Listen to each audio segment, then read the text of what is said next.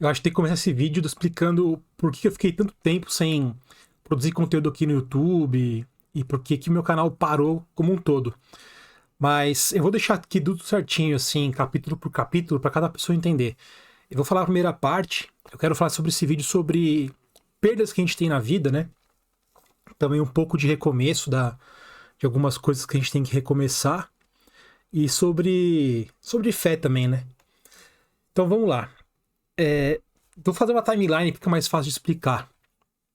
Em setembro, no dia 1º de setembro, eu tive uma festa. Aí eu voltei dessa festa. No dia 2 de setembro, minha mãe passou muito mal.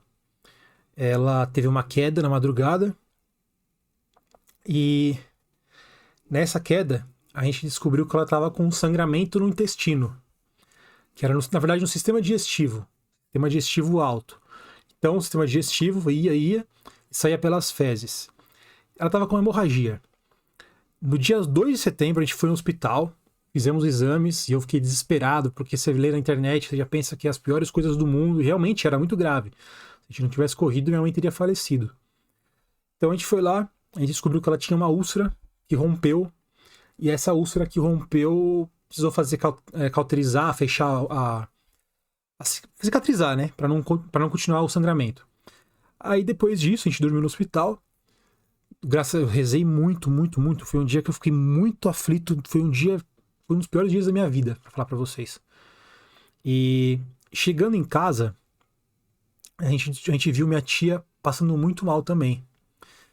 Minha tia, ela teve uma infecção urinária, então ela ficou com muita fraqueza, ela ficou com a fala arrastada, ela tinha que ficar deitada, tomou soro. E meu tio também estava muito fraco. Aí eu cheguei em casa já mal, porque eu pensei, bom, minha mãe melhorou, mas eu vendo minha tia e meu tio, que são meus vizinhos a vida inteira, isso me deixou muito muito abalado, para falar bem a verdade, assim, deixar bem sincero. Aí depois disso, passou um tempo, eu fiquei com pensamentos intrusivos, fiquei com pensamento recorrente, assim, eu ficava com pensamento acelerado, pesquisando, putz, por que aconteceu isso? Por que pode acontecer isso? Como que a gente resolve isso? Como resolveria no futuro?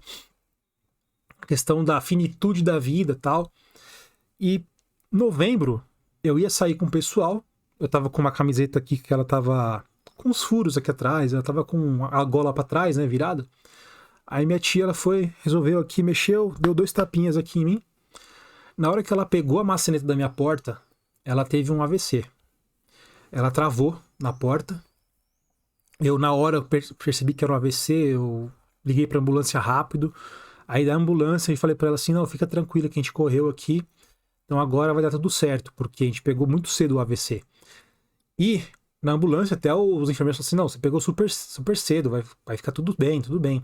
A minha tia, ela tinha ficado com só o lado esquerdo dela conseguia se movimentar e ela não conseguia falar. E aí no hospital, eu vou falar com a doutora, com a médica, eu pensei que era uma notícia boa, porque ela foi socorrida rápido. Aí falou que ela tava com um coágulo no cérebro que tampou metade do cérebro dela. Daí ela falou, esse coágulo você precisa pagar uma taxa, porque desse dia da semana, infelizmente, o governo não paga. A prefeitura, o governo do estado e o governo federal, para ficar bem claro. Não tinha dinheiro suficiente, não tinha recurso suficiente no SUS para fazer esse procedimento. Aí a sorte que eles usaram um remédio que dissolveu esse coágulo. Só que é o seguinte, depois desse coágulo que dissolveu, ela teve um outro coágulo que se alojou aqui, na parte de trás do cérebro. Essa parte de trás do cérebro, ela é responsável por batimento cardíaco, por pressão arterial, por um monte de coisas. E esse foi fatal. Minha tia ficou acho que uns 10 dias no hospital e depois ela acabou falecendo. Eu fiquei muito, muito mal mesmo. E para piorar, lembra que eu falei que meu tio também estava fraco? O meu tio teve um diagnóstico de câncer. Ele teve câncer no pulmão, ele teve câncer nos ossos, teve câncer no rim.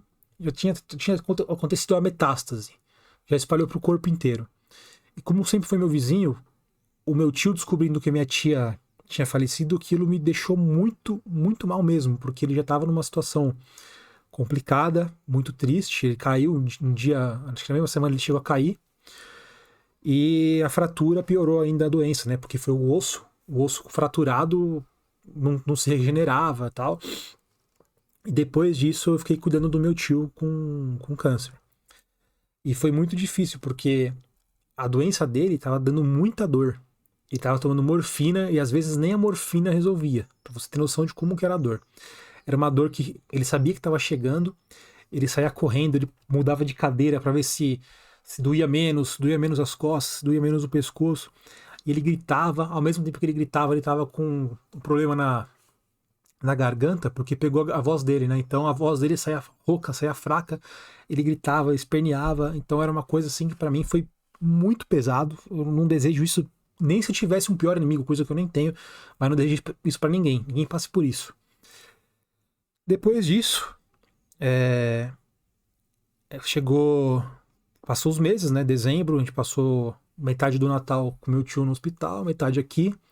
Ano Novo ele passou aqui conosco.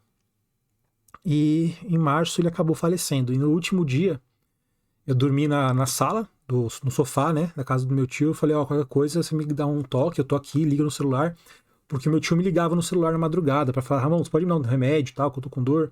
Porque meu primo ele tem uns problemas psiquiátricos mesmo. Tem outros problemas que não quero comentar aqui no vídeo, que é muito pessoal.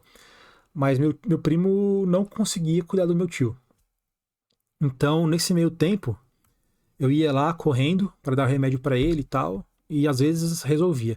Até que em janeiro ele conseguiu fazer a radioterapia. A radioterapia ela destrói as células cancerígenas e as boas também. Então a dor cessou. Mas claro que isso tem um custo, né? A pessoa fica um pouco mais fraca do que normal. A quimioterapia é muito forte, ele não aguentaria. Eu que sou advogado, tentei na justiça pegar imunoterapia, mas os médicos falaram assim, ó, essa atual etapa dele é só tratamento paliativo, não adianta você fazer algum tipo de recurso para tentar algum tipo de ação, porque não vai adiantar nada. Ele não é um paciente que poderia suportar uma imunoterapia. Imagina uma quimio depois, né? Então foi indo isso. Aí teve os efeitos colaterais dos medicamentos. Um dos medicamentos que ele tomava chamava gabapentina. E outro medicamento era um que era 1,5 vezes mais forte que a morfina, que é a codeína. Ele tomava a codeína e a gabapentina, e a doença ia para cima também, né, no cérebro. E ele alucinava. Então teve um dia que ele me ligou 3 da manhã, 2 da manhã, não me lembro agora. Ele falou: Ramon, não vou te esperar porque tem gente precisando de minha ajuda. O que aconteceu? Ele estava vendo um filme de ação. Nesse filme, uma pessoa colocou outra pessoa no carro e foi embora, correndo, né? Então ele saiu correndo. Tentou pegar o carro, tentou sair na rua. Isso que ele estava usando uma bengala para não poder cair, que tinha risco de queda. Então eu saí correndo, consegui contornar a situação, avisei para ele que era filme. E com a confusão mental, ele não estava querendo mais tomar remédios. E foi bem difícil convencer ele que não era real o que ele estava vendo. Ele via pessoas próximas por causa dos efeitos dos remédios, ele via animais no quarto, ele via quartos pegando fogo, desmoronando. Era bem, bem complicado, pessoal. Não desejo isso pra ninguém de coração mesmo. Nem que um dia eu tenha raiva de alguém, muita raiva, eu vou desejar isso pra uma pessoa. Depois disso, no dia que eu dormi eu sabia que era a última semana dele, porque não tava nem conseguindo passar os remédios na garganta dele. Aí nesse dia eu dormi lá e eu escutava ele tossir. E nesse período a voz dele voltou. Aí meu outro tio foi levar ele de carro com a minha prima. Aí eu falei pros meus pais: olha, esse aqui deve ser o último dia. Aí eu fui num médico, dermatologista, porque eu tava com muito estresse, muito estresse. Porque eu tava com problemas financeiros também. Eu tava sem renda contínua, eu tava com um fluxo de caixa bem complicado, não tava entrando dinheiro. E nesse meio tempo, eu fui um médico, eu tava com... As minhas mãos ficava cheia de bolha. Ficava umas bolhas, assim, feridas muito pesadas. Muito provavelmente foi porque minha imunidade despencou. A imunidade cai muito quando você fica com situação de estresse. Eu tava com estresse, depressão. E aí eu fiz tratamento pra minha mão. E provavelmente eu peguei essa doença porque meu tio, ele tava com necrose nas costas. As costas do meu tio... chegou, não sei se pode ser até por conta da doença dele e também por ficar na cama, era como se você conseguisse colocar um punho fechado assim, ó, dentro das costas dele, assim. tamanho buraco que tava nas costas do meu tio. E como eu ajudava a levar ele, a levantar, a ajudar a dar comida e tal, provavelmente eu devo ter encostado, talvez na roupa, e a roupa pegou a doença, passou pra mim e eu fiquei com buracos nas mãos, assim. Mas graças a Deus vocês podem ver que minha mão tá normal. Aí, tudo bem, em março meu tio faleceu. Eu fiquei muito, muito mal. Uma situação horrível. E pra piorar a situação, como eu sou advogado, eu fiz o inventário da minha tia. O inventário da minha tia passou numa boa. Mas no do meu tio, a gente descobriu uma dívida de uns 300 mil reais. Porque ele tinha herdado da mãe dele uma parte de um imóvel. Eles venderam para uma construtora, o cara deu um golpe nele e no outro meu tio.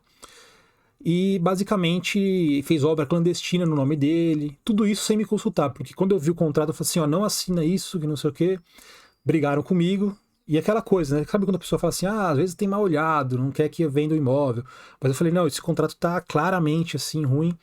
Só que o meu tio, ele sempre foi muito aventureiro. Então ele assinou esse contrato. Eles fizeram essa besteira. 2019 veio multa, 2020 veio embargo da obra, 2021 ele assinou um outro contrato que foi o pior de todos, porque ele basicamente falou assim: eu me responsabilizo por essas obras que eu fiz clandestinamente. Então, aí ficou preocupado com questão de perder o imóvel, uma dívida gigantesca, e meu primo tem os problemas dele também, não cooperava, não coopera.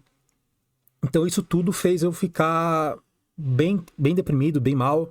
Eu perdi contrato de advocacia que eu tinha também, que era constante. Eu perdi muitas amizades nesse meio tempo e provavelmente parte dessa culpa sempre nunca é só nossa, nunca é só da pessoa que faz alguma coisa. A gente também tem nossa parcela de culpa. Perdi grandes amizades, perdi amizade por questão de política, mas ali porque, vamos supor, você pensa X, eu penso Y. Você fala, todo mundo que pensa X ou todo mundo que pensa Y é desumano, são pessoas que não têm moralidade e tal. E isso é um processo para você desumanizar um grupo de pessoas. E a gente sabe que no século XX, o século passado, o que aconteceu quando faziam isso, né? Na Alemanha, para deixar bem claro. Então eu me desliguei de um monte de amigos. Eu fazia parte de uma associação. Eu fiz durante 8 anos. Eu ia pegar a presidência dessa associação. E eu acabei tomando um certo golpe também, né?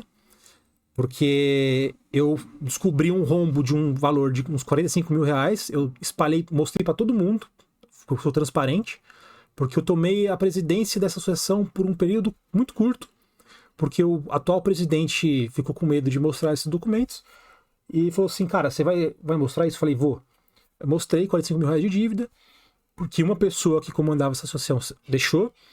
E isso uma pessoa que eu considerava muito amigo meu falou: olha, se o fulano presidir, eu vou sair daqui e vou tirar 7 pessoas da associação. Ou seja, jogou poder econômico na associação, então deixa pra lá. Perdi uma pessoa que eu considerava um grande amigo também. Mas aquela coisa, né? Tem até a música do Bring Me The Horizon, fala que os amigos próximos não te apunhalam pelas costas, te apunhalam pela frente. Foi uma apunhalada pelas costas e pela frente, inclusive. E depois disso aí eu tô pensando em recomeçar o canal aqui, né? Inclusive, se você tá vendo esse vídeo até aqui, vou dividir em capítulos para não ficar muito chato. Então, eu perdi muita coisa na minha vida. Eu tô acostumado a ter muitas perdas na minha vida. Sempre foi assim, sempre vai ser. A vida são ciclos, né? De perdas, recomeços, conquistas, etc. E nesse tempo todo eu fiquei com a fé muito abalada. Eu vou falar para vocês que eu não sei o que eu penso de crença, que eu não penso. Mas tem uma coisa que eu sempre penso, e eu refleti muito sobre fé, inclusive, né? Que é a questão de ser cristão, ser católico, evangélico, de você pensar, não nem mesmo ser cristão, mas pensar em Jesus Cristo, né? Você pensa o seguinte: eu vi um teólogo e um sociólogo falar sobre isso, eu achei muito interessante. Ele fala assim: pensa o seguinte, se você tem poder absoluto e o poder corrompe, o poder absoluto corrompe absolutamente. Então, basicamente, ele fala o seguinte, que você tem que ter um freio. E claro que você pode ter um freio moral seu mesmo, a educação que você teve, o ambiente que você convive com as pessoas ao seu redor, tudo isso são freios que você vai ter. Mas, segundo esse teólogo, sociólogo, a religião é um baita de um freio que te impede de fazer besteiras. E eu comecei a pensar muito nisso, eu pensei, cara, como pode Cristo ter feito tanta coisa por tanto ser humano, ele ter sido traído pelas pessoas, ele ter sido crucificado, inclusive. E aí comecei a pensar, cara, não existe vida melhor, não existe forma de você ter uma vida mais tranquila, uma vida mais equilibrada, eu diria, com menos dor, se você não seguir um estilo de vida ou tentar o máximo possível, porque também é muito difícil, vamos ser sinceros, que o mundo que a gente vive é muito material, é muito questão de bens, de dinheiro, de poder, de outras coisas. Se você segue uma via cristã, se você tentar seguir o caminho de Cristo, você acaba tendo uma vida mais tranquila. Isso, ao meu ver, eu posso até mudar de ideia no futuro, mas eu tô pensando muito sobre isso tudo. Você aceitar, você perdoar, aceitar perdão, pedir perdão. Eu acho que isso me fez refletir bastante. Eu tô até pensando muito nisso também ultimamente. Mas eu acho que você recomeçar tudo que você fez de errado, perdoar todas as pessoas que fizeram coisas erradas com você, a partir de um viés cristão, uma mentalidade cristã, você acaba tendo mais paz, né? Você acaba dormindo melhor, você acaba enxergando a vida melhor, você acaba pensando na questão da finitude da vida, se realmente é finitude, se uma hora ou outra a gente vai conseguir uma vida eterna, se a gente vai ser aceito no paraíso. Aí você começa a pensar, de uma maneira ou de outra eu acredito na vida eterna, porque vamos pensar, se nada metafísico, nada imaterial existisse, o ser humano criaria, porque o ser humano ele gosta de viver em sociedade, ele ama outras pessoas, ele ama a família, os amigos, os animais. Então, se não existisse, a gente criaria. Então, eu tô tentando pensar nesse sentido. Então, sobre recomeço. Eu tô tentando recomeçar o meu canal de volta. Eu peço muito a ajuda de vocês. Se vocês puderem, eu deixei uma playlist rolando ali que chama Deixa Rolar Pra Ajudar. É basicamente minhas lives que eu fazia na época que o canal era de jogos. Porque nesse meio tempo também, para ajudar, eu perdi a monetização do meu canal. Então, se vocês puderem deixar todo dia, você vai naquela playlist, deixa no volume baixinho ali, deixa no computador, uma janelinha separada, deixa rolando aquela playlist todos os dias, porque eu preciso de 4.000 horas de novo para alcançar a monetização. Então, se você puder ajudar, o que eu quero fazer nesse canal? Deixa eu deixar bem claro. Eu quero fazer um conteúdo de react, basicamente, porque é mais fácil para editar. Ou então um vídeo assim, falando, sem roteiro. Mas claro que eu vou tentar diminuir o máximo possível, que eu tô vendo que já tenho quase 18 minutos de vídeo. Já peço até desculpa, tô até falando mais rápido de ansiedade.